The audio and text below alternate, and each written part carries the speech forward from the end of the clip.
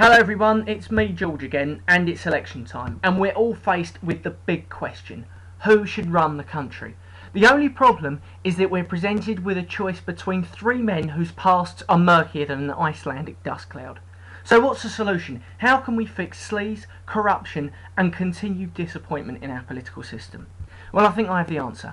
I say we change the whole political system, not to proportional representation or a more American presidential system, no. I think the main problem is democracy itself, because no one ever says what they really mean. So what do you suggest, I hear you ask? Well, I'll tell you. We should settle the dispute of who gets into power through tag team wrestling. WWE, Westminster Wrestling Entertainment. The three major parties can nominate their leader and candidate for Chancellor, make them step into the ring and duke it out for the right to govern the country. At least this way you know whoever gets in just wanted it more. It could be refereed by the Speaker of the House of Commons, and it would most likely achieve higher viewing figures than any television debate. Training, of course, would have to start months in advance. Each Prime Minister would have to stick to a strict regime of backbench presses to keep them fit, and we could expect to see them use a seat rather than a chair to knock their opponents senseless.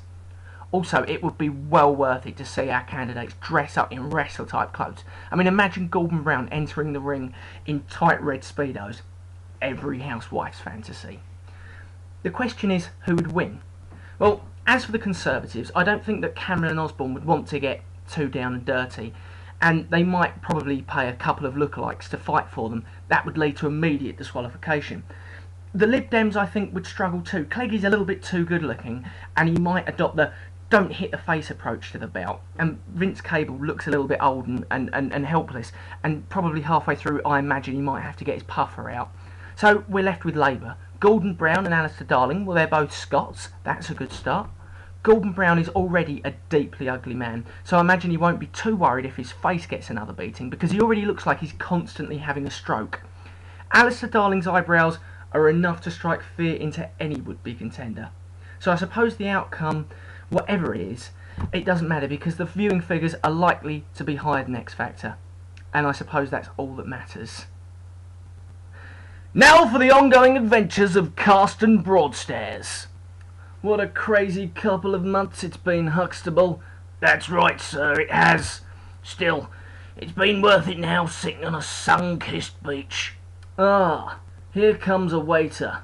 Garçon, I will have a banana daiquiri, and for my troll-like friend, a scotch and soda. Ah, sir, we have no more scotch. Tune in next time, whenever that might be, to find out if the bar has been adequately restocked with scotch, and to see if the writer bothered to think up a way to explain away the events of the last few months.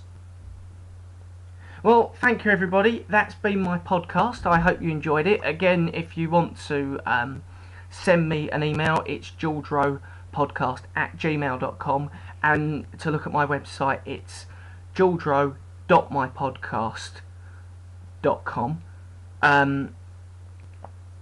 Yeah, please have a look at it. I'm sorry I haven't made one for the last few months, but I thought I'd bring out an election special. So hope to see you soon. Bye bye.